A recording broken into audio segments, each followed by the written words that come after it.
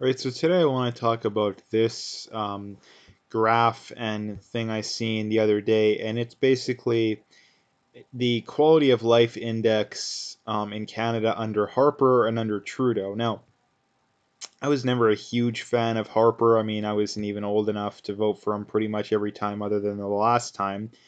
Um, but nonetheless, this is from I'm Julian Assange on Twitter. And they say when Harper left office, Canada was ranked sixth best in the country, sixth best country for quality of life. After Trudeau's first year, ninth place, second year 15th, third 17th, today 20th, 21st. You don't need to be a rocket scientist to see what's going on. Now again, um, how is this not undeniable proof that things have gotten worse under Justin Trudeau? Now, the left obviously would vehemently disagree with that. Now, why is that? It's not because things have actually gotten better. They haven't.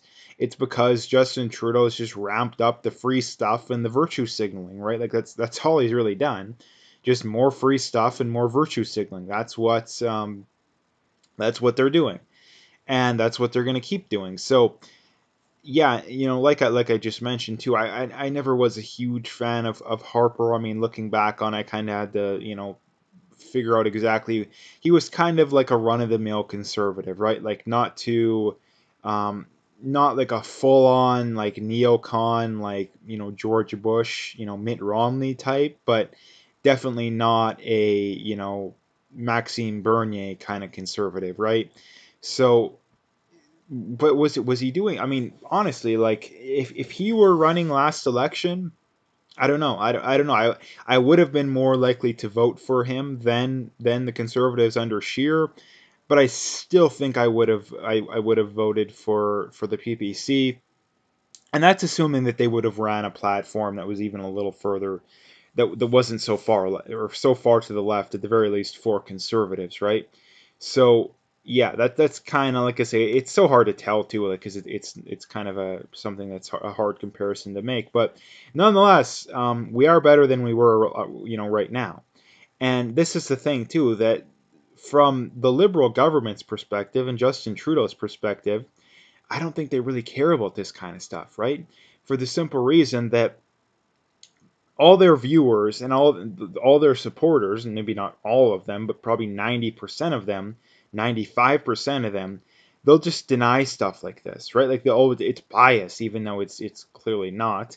They'll just deny it, right? So again, they know that. Not to mention too, they know as a government who's on the left, and they know that whenever problems arise in society, it can always just be fixed with free money or free this or free that, right? Like you don't have enough, unemployment's too high. Let's just give people free money. Too many homeless people. Let's just give them free housing, right? Like, you know, people can't afford health care. Let's just give it to them for free, right? And obviously, it's not free. It's taxpayer funded, and a lot of it is also funded through debt. So, but that's the thing. Like that's the thing. That's how the liberal government does it. So again, do they really care at the end of the day about this kind of stuff? Well, no, they really don't. Like they really don't. Like I say, because the vast majority of their supporters are just going to deny information like this, and it's not because they're this stupid. It's because these people don't care just how low down our quality of life goes, as long as they continue to get their ill-gotten goods, right? Like if you're someone on welfare, you don't care how high unemployment is. You don't care that median wages haven't grown in 20, 25 years. You don't care if there's no GDP growth, no economic growth whatsoever, because you're getting the same money no matter what, right? Like you're getting the same no matter if you have negative GDP growth or 10% GDP growth. It doesn't matter if you have 20% unemployment or 1% unemployment. It doesn't matter to them, and that's what most of these people are. And here's the other thing too, like you have on the flip side, you have a ton of union workers who are voting, or government union and or government workers who vote for the liberals. Well, again, if you're on a government salary, like I say, your pay's the same no matter what. I mean, has anyone within government gotten a pay reduction over the last 6 months? None that I'm aware of. None that I'm aware of. So And not to mention, too, a lot of them have probably gotten raises, to be perfectly honest. So this is the problem when it comes to government, and especially big government, is that they have no incentive to improve people's well-being. They have no incentive. They have none.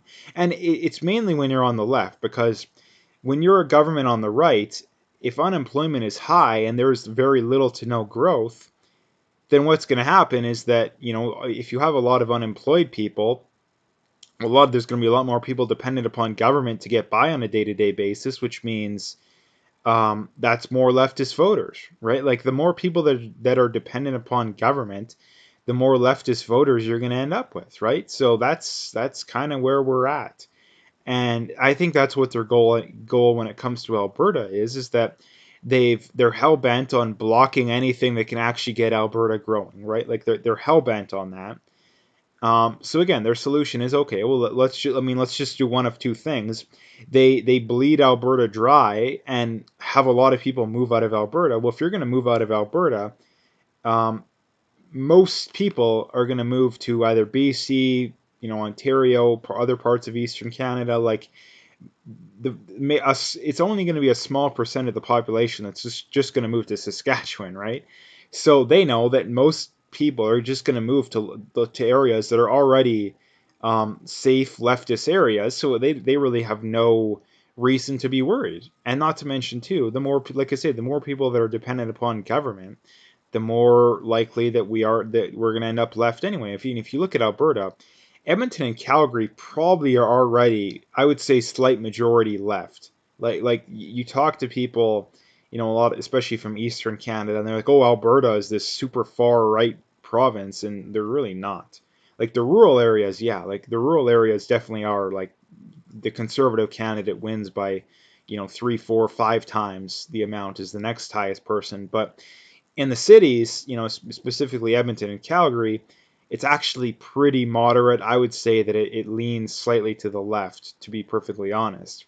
So again, that's another kind of fallacy. Now again, that's for a couple reasons. Number one, I think it's mass immigration. I mean, if there would have been no mass immigration, Edmonton and Calgary would still be vast majority conservative. I mean, it wouldn't be a huge amount, probably like, I don't know, 65, 70 at the most, but still nowhere near the levels of the rural areas. But again, to bring this full circle, Canada's getting worse under Justin Trudeau. Not to mention, too, it's consistently worse. And not to mention, too, they're probably going to try and blame the pandemic. But the one thing, too, is that, if you look at many of the countries ahead of us, you look at, Germany, they were hit pretty hard. A lot of the U.S. still, Spain, Japan, the U.K., a lot of these areas, they had the pandemic happen on a pretty large scale as well. So again, the idea that they can blame this on the pandemic is complete bunk. But anyway, like I say, Canada's getting a lot worse under Justin Trudeau, and it's going to keep going too. Like it's going to keep going. People think that it's going to get better. It's only maybe to the end of winter and we'll be out of this whole pandemic situation. No, it's not the case. Like it's not the case. Like this is my guess is that this is probably going to be with us for years to come because they're never going to admit they're wrong. Like they're never going to admit they're wrong, which means they're just going to keep doubling down and doubling down and doubling down, and eventually they're going to be telling us that a virus with a death rate that's 1 in 10,000, maybe even less, and we're having like 100 new cases in the whole country.